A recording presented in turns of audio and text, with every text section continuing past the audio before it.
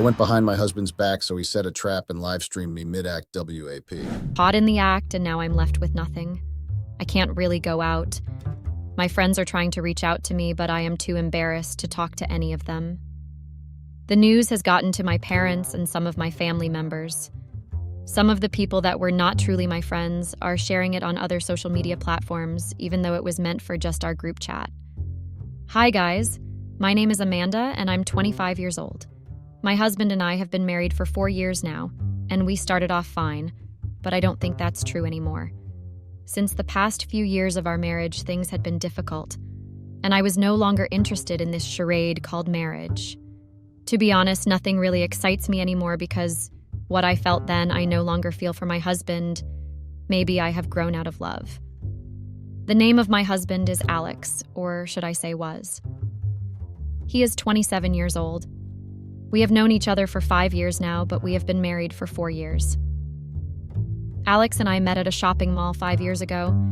We ran into each other coincidentally at the sales counter. I had a problem with my credit card, and I was stranded at that point, and I didn't know how to sort myself out. Alex saw that I was having issues with the payment, so he walked up to me and asked if everything was okay. I explained what was going on, and he offered to assist me with the payment. At first, I wanted to decline, but he was persistent in helping me. In order to save myself from the embarrassment that my card was causing me then, I allowed Alex to help me with the payment, so we got out of the mall together and I collected his contact details and told him I will give him a call so he could send me his account details in order for me to transfer the money he had spent paying for my items. He told me not to bother about refunding him the money, so he walked me to my car. I got home that day and I made sure to call Alex to thank him for what he did. We chatted on the phone and followed each other on Instagram. From there, we got to know ourselves more, asked ourselves how our day went, what we ate for breakfast, lunch, and dinner, and many other things. Along the line, our friendship grew stronger. Alex and I would spend hours calling, chatting, and texting each other.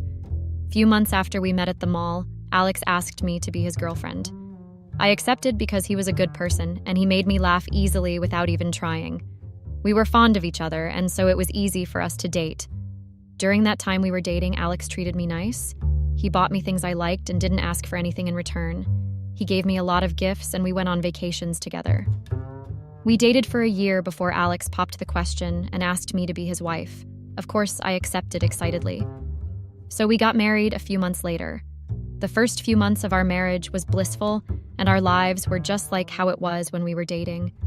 We kept on going on regular dates, outings, and attending events together. Alex and I were like best of friends because of how we were fond of each other. I know you all would be wondering if Alex and I were fond of each other, what went wrong, right? Well, I discovered that marriage was not how I thought it was going to be. Along the line, I fell out of love. Yes, guys, I fell out. I thought that after getting married, Ify would be fun, but I never thought that there was more to marriage. I had to put an end to some of my old habits. Before I got married, my friends and I went out to Friday night club, hung out together, and even did some sleepovers. But after I got married, I had to put an end to it because Alex often reminded me that that lifestyle doesn't suit me any longer, and soon we would start having our own kids. Elle felt bad because Alex restricted me from doing what he was also doing, and I felt left out. Being a full-time housewife is not really for me because I am a social person, and I like hanging out with my friends and making memories. Now the only thing stopping me is my marriage to Alex. Alex often goes to work and comes back late at night, even though he does not have a hectic work schedule. He always hung out with his friends, leaving me alone at home. Guys, I hated my new daily routine at Alex's house. One day I tried talking to Alex about the late nights, but we had an argument and we said hurtful things to each other. I later discovered that he was not who I thought. He said things he was not remorseful about, and that left me heartbroken. I couldn't go out with my single friends like I used to. They often send me pictures of them having fun together, and I always felt jealous, and that led to me cheating on my husband, Alex. So guys, I was tired of staying all alone at home doing house chores and not going out to hang out with my friends.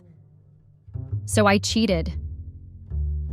I often snuck out of the house anytime Alex left for work. I collided with my friends and instructed them to not let Alex know that I'm going out without his knowledge. I went clubbing and went back to my old habits.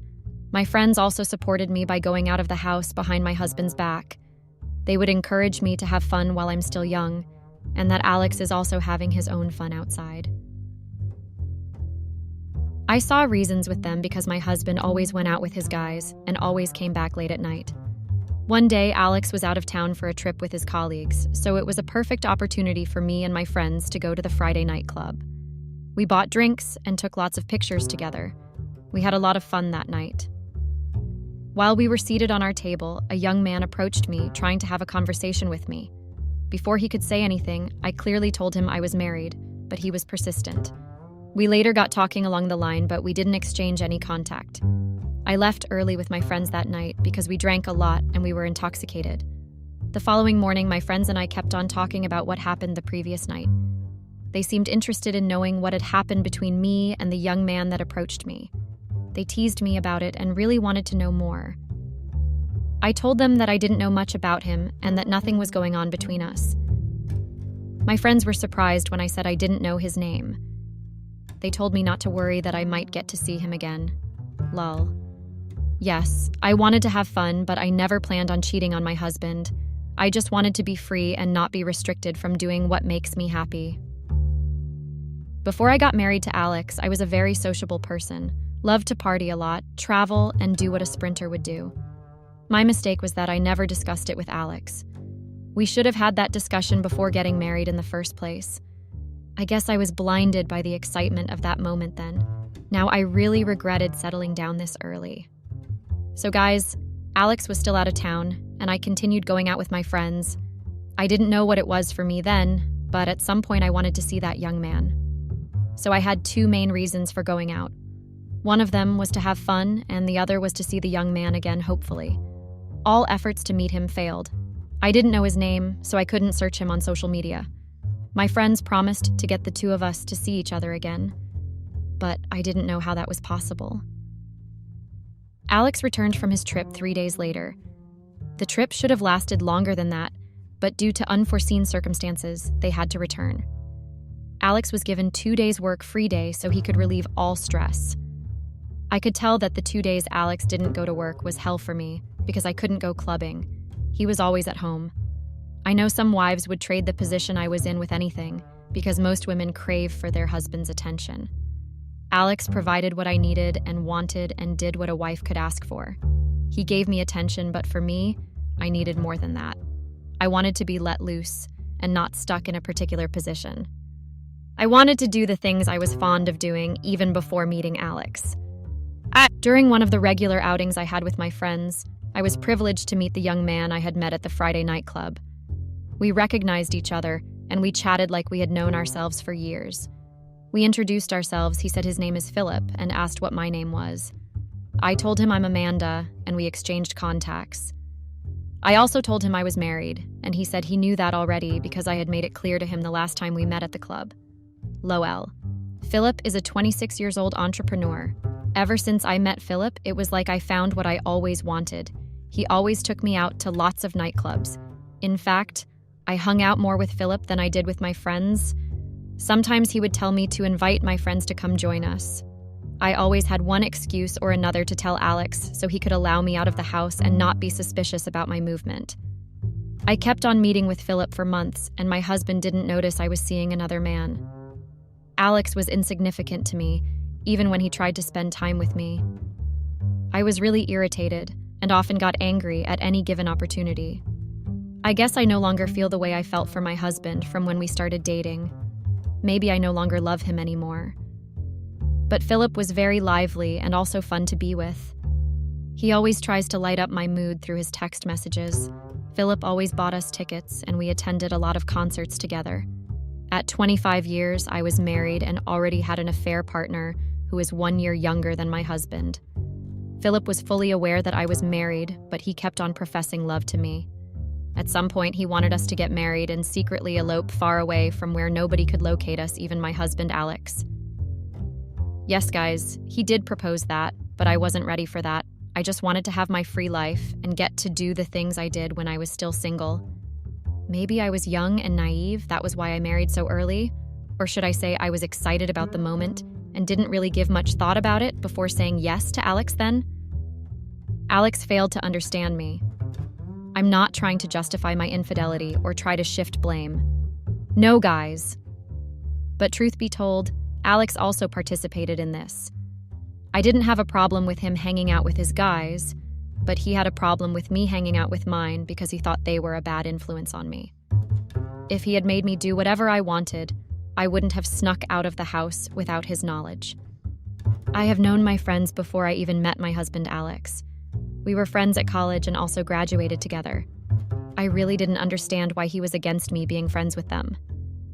For months, Philip and I continued our secret affairs together, and Alex usually went out of town for work purposes. During this period, Philip often spent the night at our place. Sometimes he would stay for a week because Alex often spent 2 to 3 weeks out of town. None of my friends knew about Philip spending the night at my house because I didn't feel the need to tell them. Yes, they are my friends, but I wanted to draw the boundaries between us. I told Philip about it and he agreed we should keep it a secret from them. I couldn't trust them that much though. I know you all are wondering how my husband actually found out that I was cheating on him even when I always snuck out.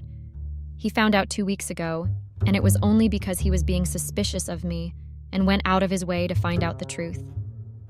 For the past 6 months since I met Philip, I didn't give much attention to my husband anymore. We would usually wake up in the morning and go about our daily routine.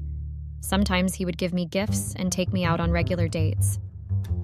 Alex noticed that I wasn't nagging about his constant late-night comings or telling him how I wanted to hang out with my friends like I used to do. So he suspected that I was cheating on me. One day, Alex confronted me if I was in any way having an affair with anyone, and I bluntly said no. With the look on his face then, I could tell he didn't buy my answer, and I told him I wasn't interested in having a back and forth with him, so I stood up from where we were seated. He stressed further but later stopped since he saw I wouldn't open up by myself if truly I was cheating on him. So guys, in order to know the truth and confirm his suspicions, my husband set me up. Yes, Alex set me up, and I was foolish enough to fall right into his trap. My husband knew about Philip coming to spend the night at our place whenever he was out of town, but only pretended and acted like he didn't know what was going on. We woke up one morning, and Alex told me that something came up and he needed to travel out of town urgently, and he left in a hurry, saying he could spend like 2 days before he could return. I felt excited because I was getting the house myself after a long time, so I called Philip to come over. Not long after my husband left the house, Philip came over. We had breakfast together and planned on going out later that afternoon. Then we decided to watch a movie together. While we were watching the movie together, Alex walked in on us. Unknown to us, Alex brought out his phone and did a live stream.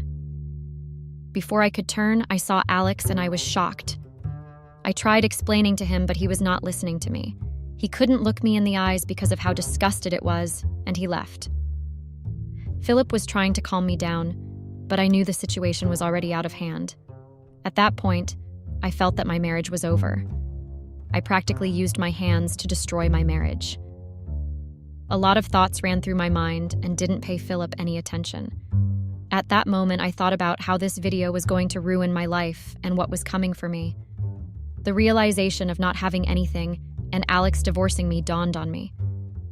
I was deep in my own thoughts when Philip told me not to worry, that everything would be okay.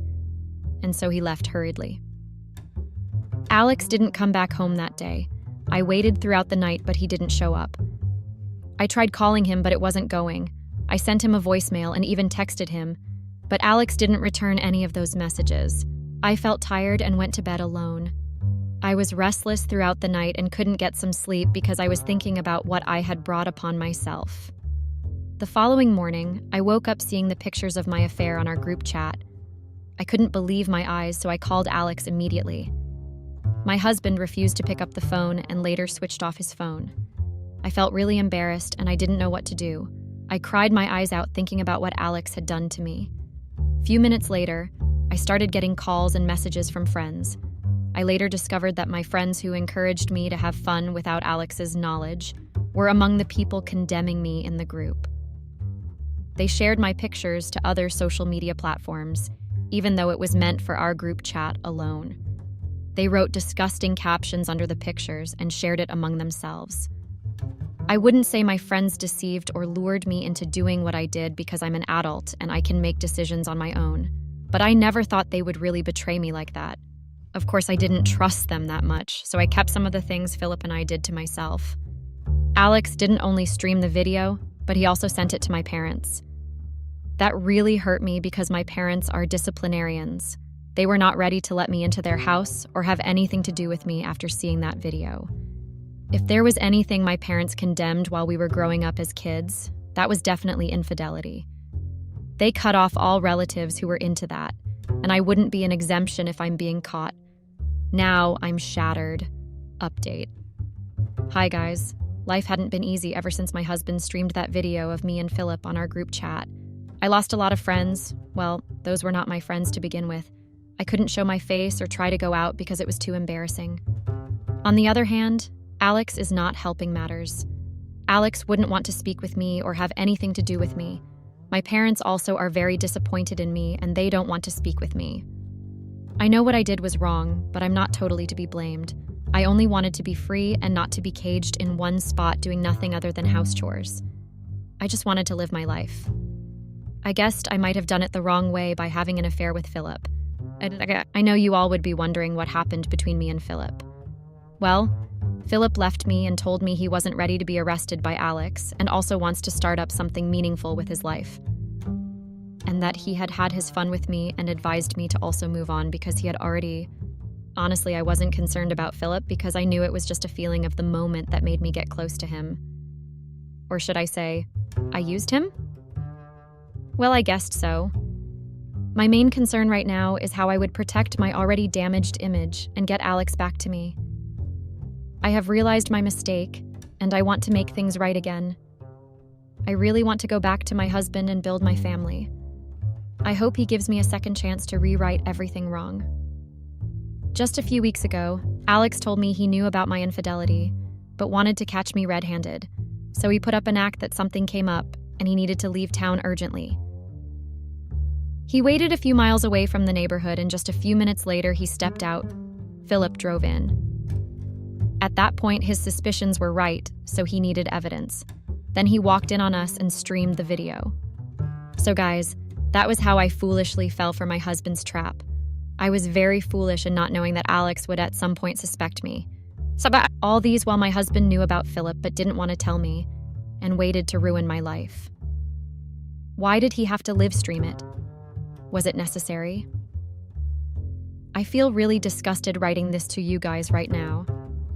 I know you all would blame me for having cheated on my husband, but it hurts me so much that Alex made that video. He knew how I hate to be embarrassed, and that's why he did that to me. I spoke to him about it, and he told me he intentionally did it to ruin my reputation and also teach me a lesson. Alex sent me the divorce papers, and I don't even know how to feel about it. I honestly don't want to divorce my husband, but he's been persistent. I don't have anywhere to go right now.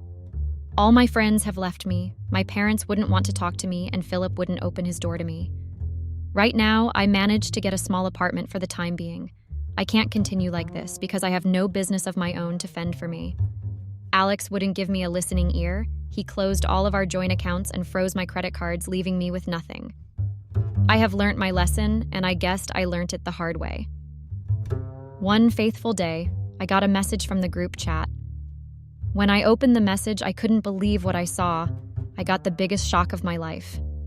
I saw that one of my friends, Sarah, who advised me to go out and have fun, was going out with my husband, Alex. I was very surprised, and I couldn't believe what I was seeing. They posted a lot of love-up pictures and did what couples do. This was quite ongoing for a while now, but they kept it all a secret. They really wanted to spite me. That was why they posted it on the group chat. I felt betrayed by the two people I once called family. How could Alex start going out with my friend? Why would he want to be punished like this? I never knew my friend would go after my husband in my absence. After seeing those pictures on our group chat, I picked up my phone to call her. I called her several times and she didn't pick my call, so I decided to pay her a visit. I knocked for a while before she opened the door. She was surprised to see me and didn't want to let me into the house. We struggled, and I was able to enter.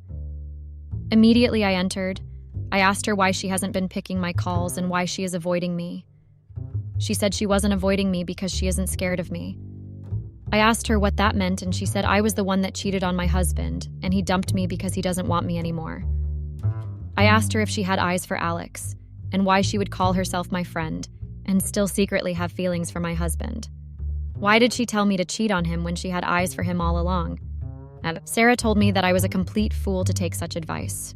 Which woman in her right senses would have a complete home and still want a boring single life? Now that I think about it, I guess she is right. No woman in her right senses will take marital advice from a single friend. Update. Hi guys, I hope you all are still ready for my story because I still have a lot to say. This will be the completion of my story because I am now a divorced woman. I saw many of you in the comments judging me and everyone in this story. I guessed I deserved most of the negative comments I got. Let me tell you all how I finally got divorced. After the back and forth with Sarah, I got so angry and went to Alex's house.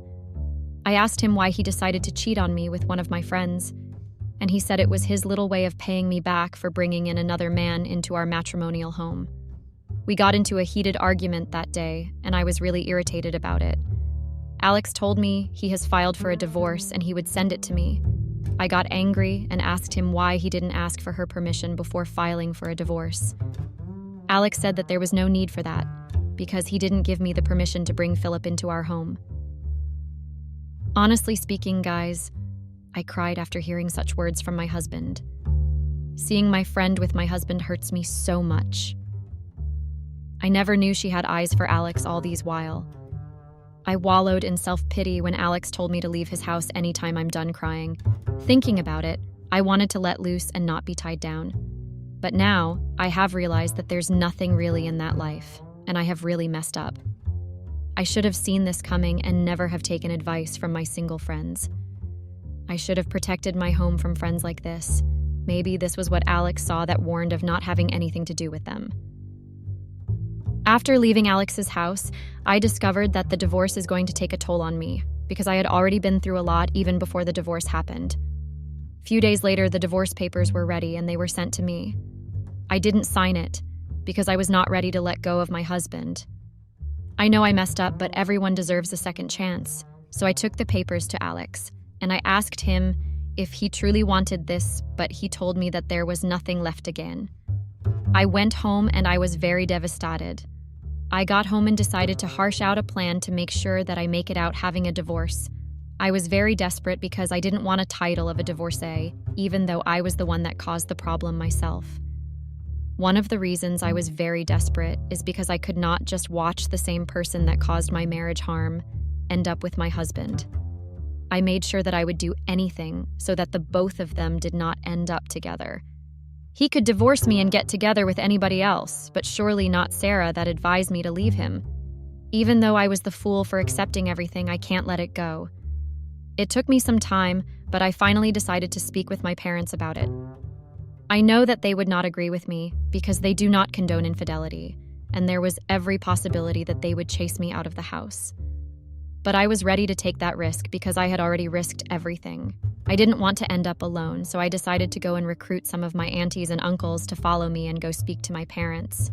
It wasn't easy at all, and they didn't agree at first. But after much intervention, they decided to help me. My parents finally agreed, and they followed me to Alex's house the very next day. Initially, he did not plan on letting me into the house, but when he saw my parents, he gave them that respect and allowed them in. When everybody sat down and were ready to talk, I could see from his eyes that he was not going to agree to anything they wanted to say. The way he was looking at me with so much hatred scared me a lot, and I knew that I had messed up. I used to think that I had made him angry before, but that day was when I finally realized that there was no way I could get my husband back. When my parents started begging him and asking him to forgive me, he did not even let them finish before he narrated everything all over again.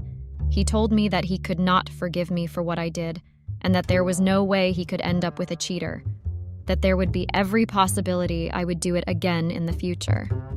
I went down on my knees and tried to beg him, but all efforts were in vain.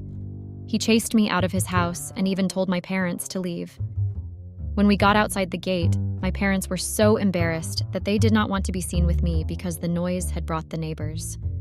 By that time, I knew that the neighbors already knew what had been going on. I have become a laughingstock because I was the one who cheated on her husband but was not ready to let him go. I even heard people whispering that I was very selfish for thinking that I could hold onto a man that I disrespected. I got embarrassed and ran home without even waiting for the rest of the people I came with. When I went home, I made a conscious decision to finally divorce Alex because I knew that I had tried everything and nothing worked.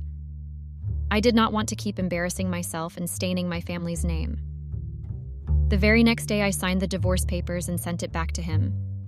It was a hard decision, but I had to make it. Alex did not call me or acknowledge that he received the divorce papers, and I did not care to ask.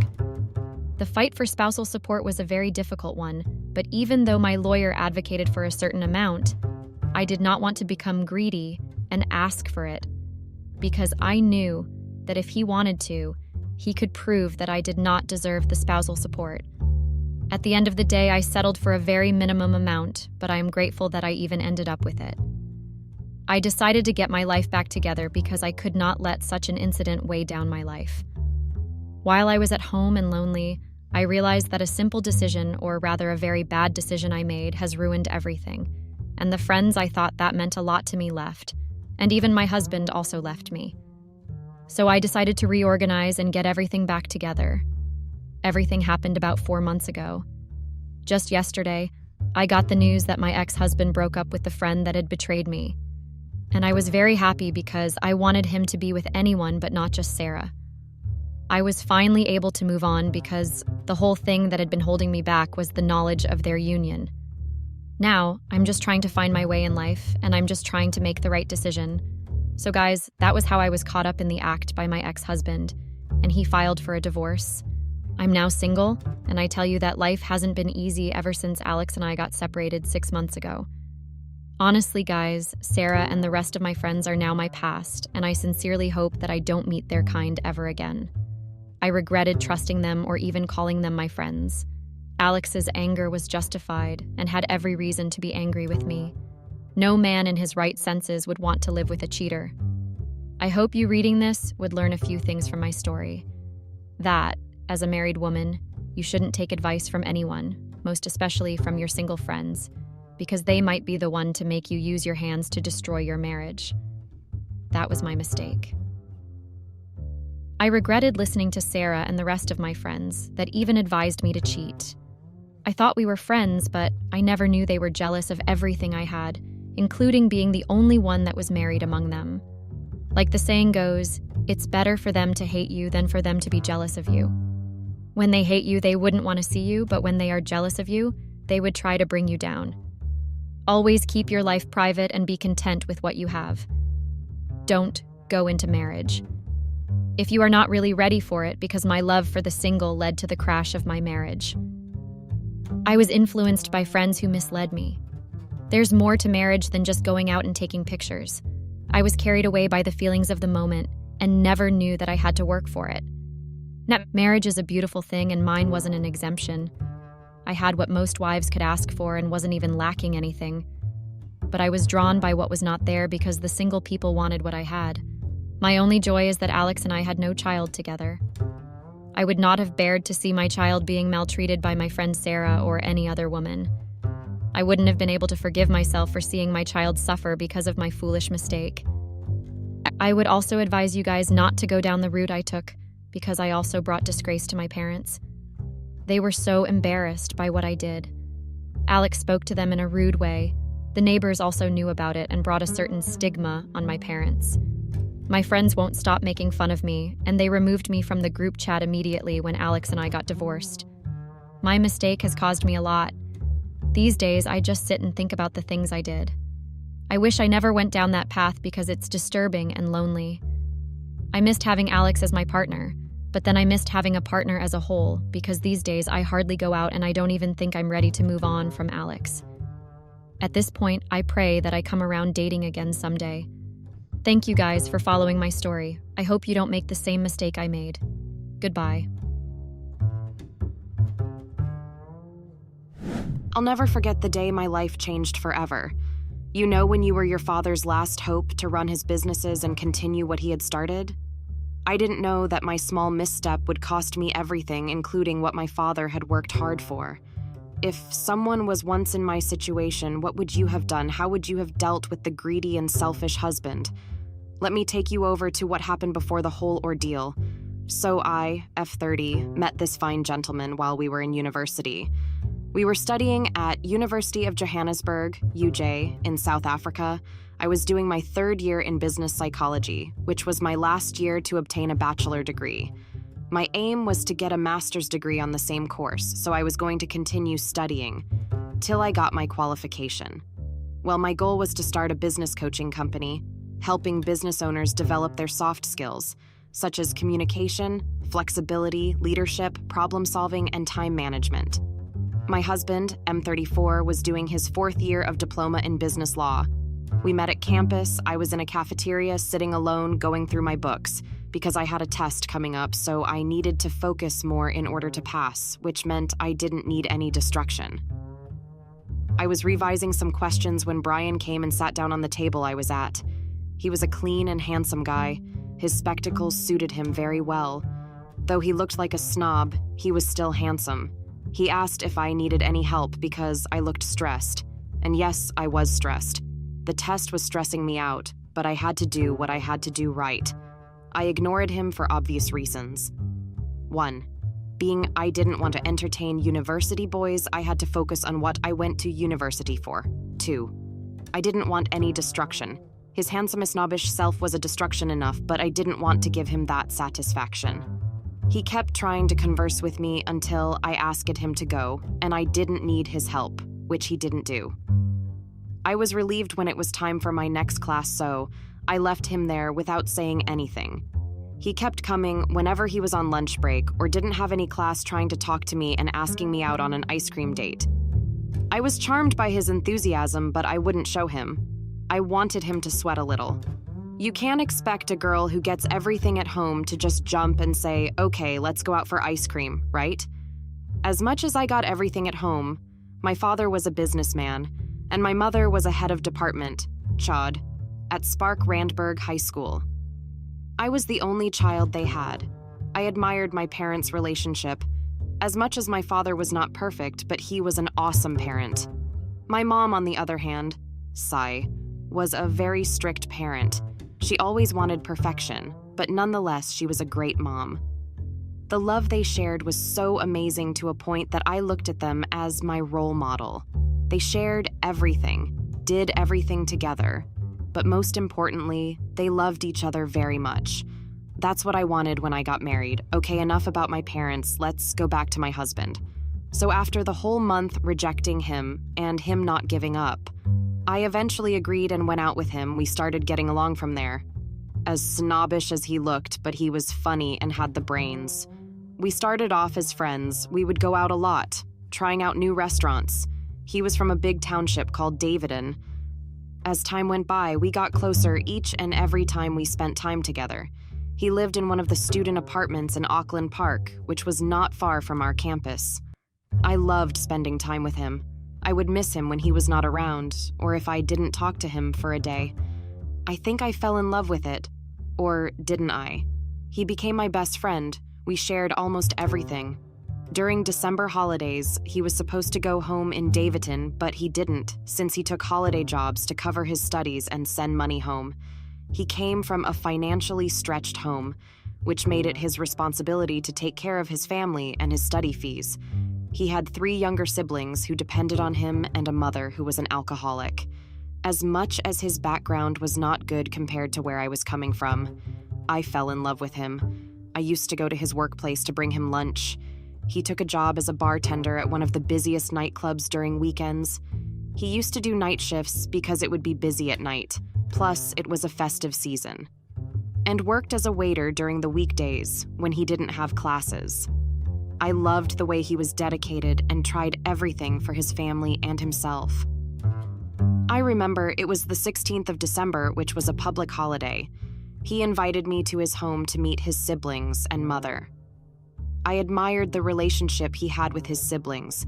He had that fatherly love and warmth.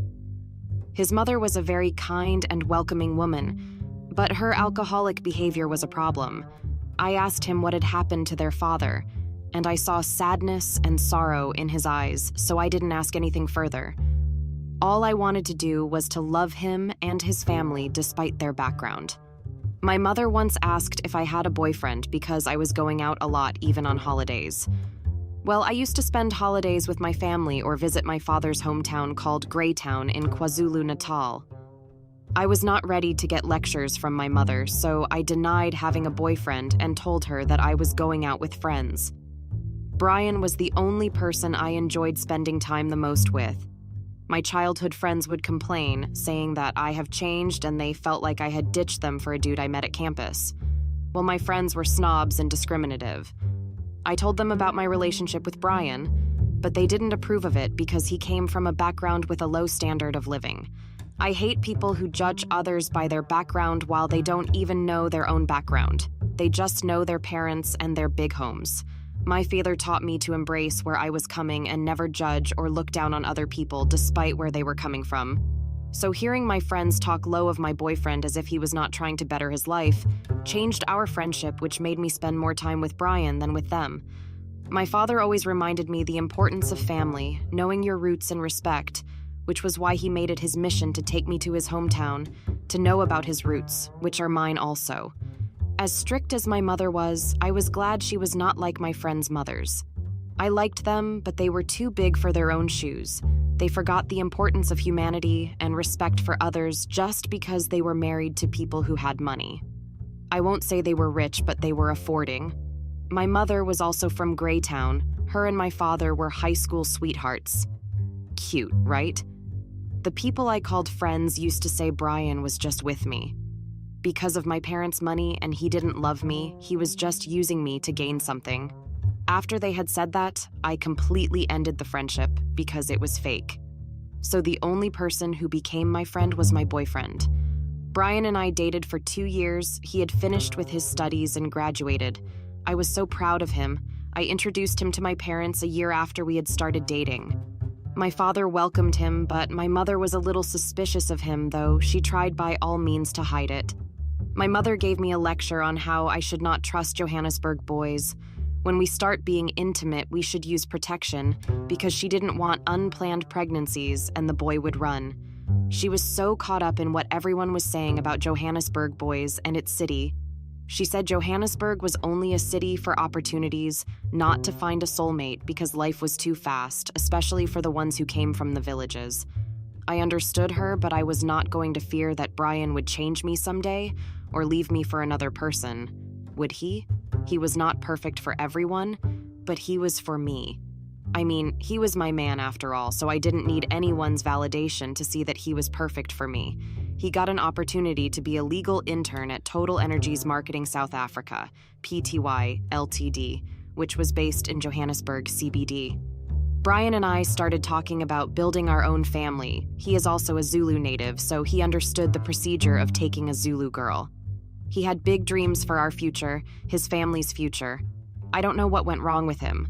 We were so much in love and nothing would get in between us. That time I was doing my 5th year, working towards getting my master's degree in business psychology. My father introduced me to his business associates who needed some advice and wanted to venture into other businesses, which I gladly accepted because it would help me gain connections and experience. My father had a logistic company that he started after he had bought a farm back at home.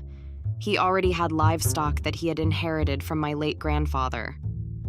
With his Bachelor of Science in Agriculture, it came in handy when he bought a farm and increased the number of his father's livestock.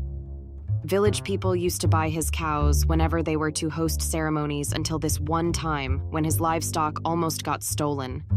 He decided to buy the farm, not only for his livestock's safety, but to also expand his business. He started by getting orders from supermarkets around Greytown to deliver fresh fruits and vegetables. His fruits and vegetables demands got high. Then he decided to buy a truck that would transport the goods to retail markets.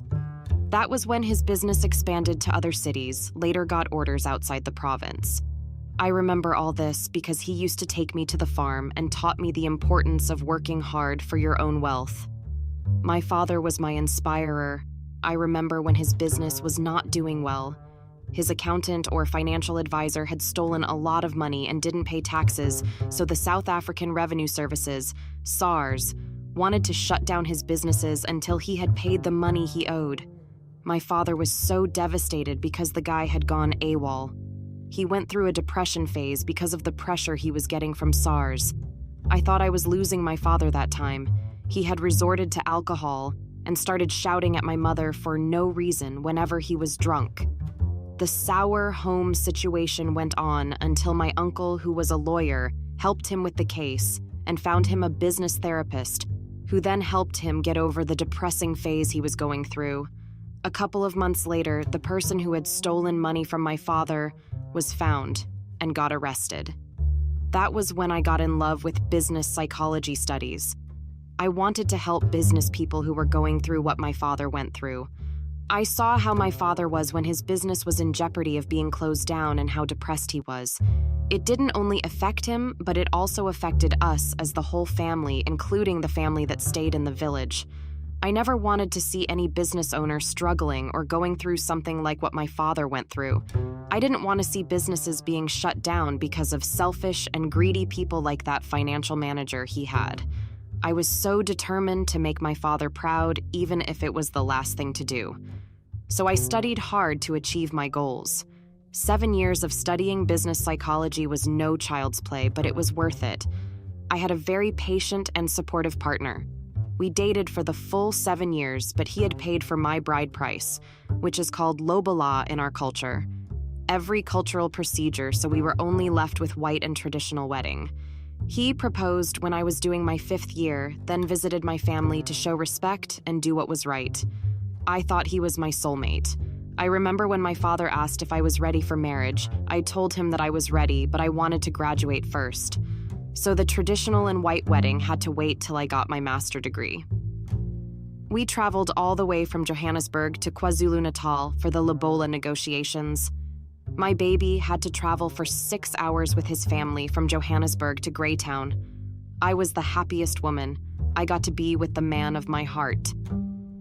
Guys, you don't know how much I loved my husband. Did I count the chickens before they hatched? I knew he loved me, he showed that to me in every way, and he made me the woman amongst others. At least he made me believe he loved me. I completed my master's degree, and as planned, we started planning for our wedding. He was still working at Total Energies, but not as an intern, but as a permanent legal advisor. Wait. Before I tell you about our wedding plans, on my last year in university and during my exams, I received a call from some lady, name withheld for personal reasons, saying that I should tell my fiancé to be a responsible parent or she would bring their child to live with me since I was the stepmother. I couldn't get angry at my husband for something the woman had said, so I had to ask him first. That time we had bought a small house, enough for us. Well, more like he bought a house because he believed that when a man had paid the bride price to the bride's family, he should have his house where he would stay with his fiancé or wife. In Zulu culture, once the bride price or lobola has been paid to your family, as the bride you are no longer allowed to stay at home but at your house, since it has always been said that the man without his missing rib is no man, just like Adam was lonely without Eve. When he came back from work, I had prepared his favorite meal, which was steamed bread and sugar beans, which was, and still is, a Zulu's traditional dish along with cow's head, also known as inhloko. I even went as far as preparing him bathing water, imagine. So he came back earlier that day. It was like he knew what I had planned. We had our dinner over a small conversation. I didn't want to make him see that I knew about his child. I then randomly asked if he was to hear that I had an affair outside our relationship and got a child, but gave up the child, and he found out from someone else. What would he do? Which was something that was not going to happen, or most females with a good mindset would do, no matter what the struggle was. After my question, he looked at me and asked if there was something I wanted to tell him that he didn't know. He kept dodging my question by asking me other questions. Surely he thought I was the one with a secret. If I had gotten pregnant outside our relationship, how would I have hidden the tummy because we had been living together since he went home to pay for my bride price? It's impossible and insane, right? I told him that I had no secrets and I was just trying to make a conversation. He got so angry that night and told me that if he were to find out that I had cheated, he would do something really bad to a point that I would curse the day we met. I was so confused and surprised by his outburst, which meant that he had a secret.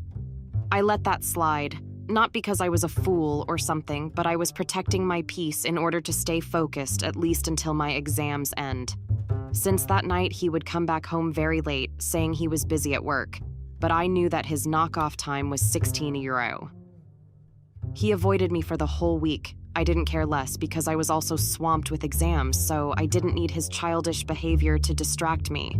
After I had finished my final exams, he said we should start with wedding preparations because there was no time to waste anymore, since we had wasted more time waiting for me to complete my studies.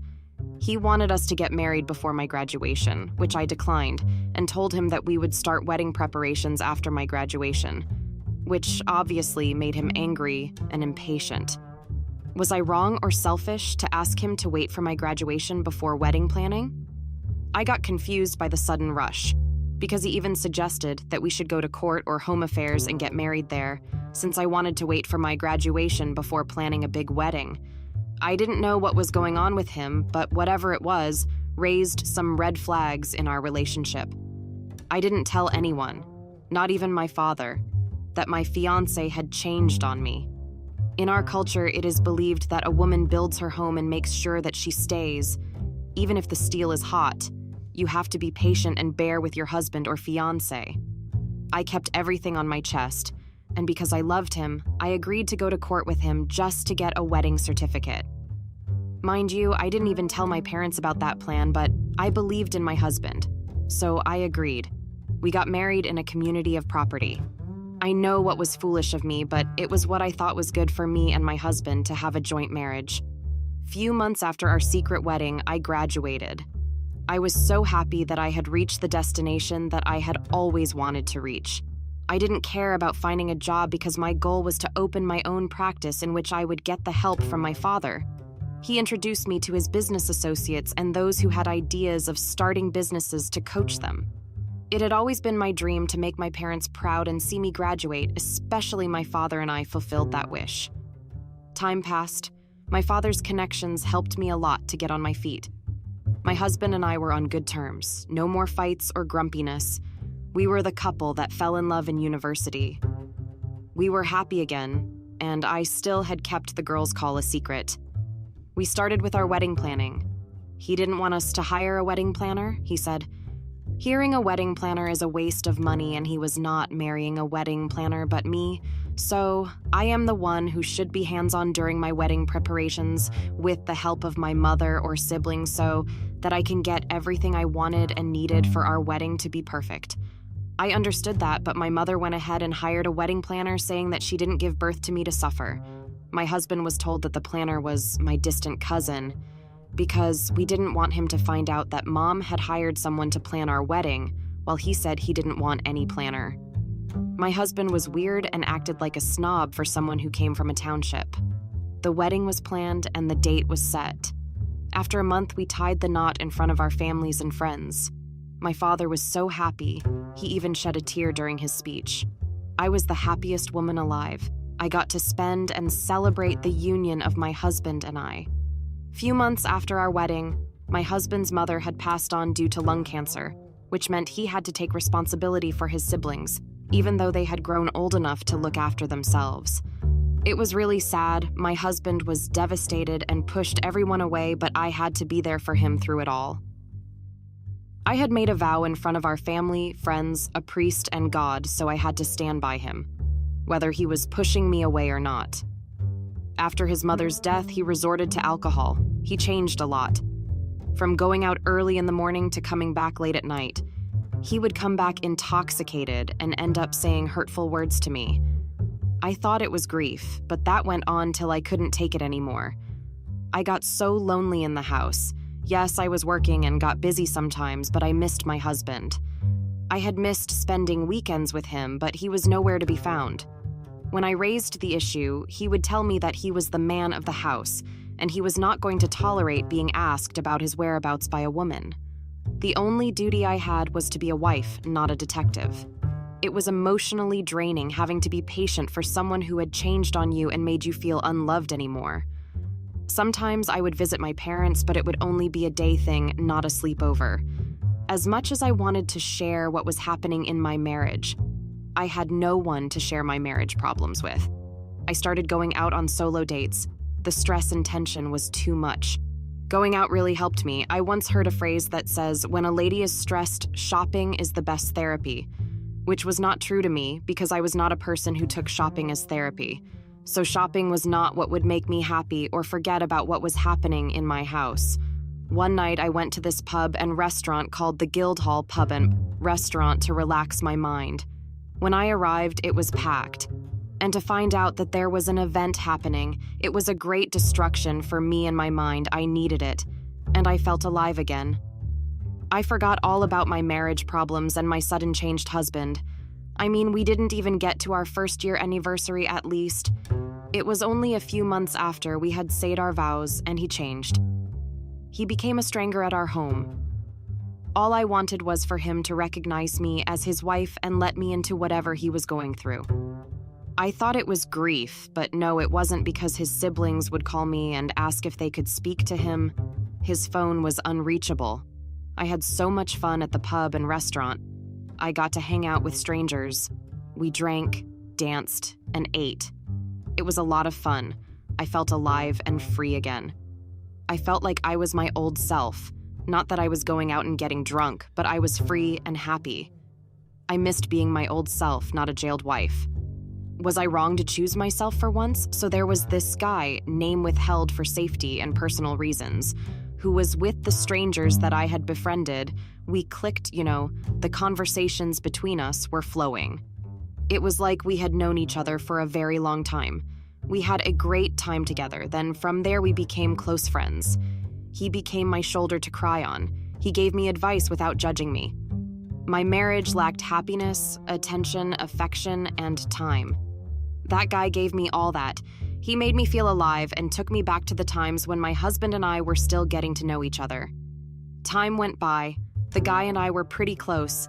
I considered him my best friend and the brother I have ever had. One weekend, I decided to visit Davidin to see Brian's siblings. I had never seen them ever since the day of their mother's funeral. I felt bad. I had been a horrible sister-in-law, and guilt was eating me up, so I went there to check how they had been holding up. Also to check if I would find my husband there because he had been gone for 3 days without calling. I was worried about him.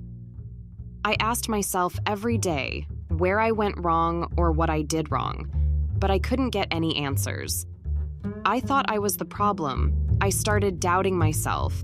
I had thought that maybe I was no longer enough for him or I had changed and got ugly. What was I supposed to think? I started having low self-esteem. I was sinking deep into depression. But luckily, I had a friend that I had got from the pub and restaurant. He was everything and more.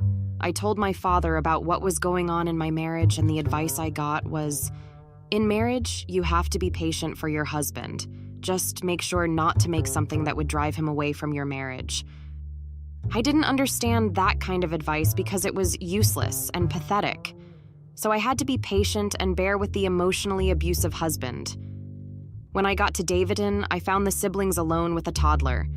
What caught my attention was that the baby looked like my husband, which made me think that maybe it's the baby of that lady who once called me and told me to tell my husband to be a responsible father. I couldn't believe that my husband had deceived me. I stayed with the siblings and asked them when they had last seen their big brother. The elder sibling told me that he had come to see them 3 days ago, and he would be back on the day I went to see the siblings. The bubbly sibling, who they called her Linda, told me that he had left with some aunt. What confused me was that if he had gone with the mother of the child, why would they have left the child with the kids? It just didn't make any sense.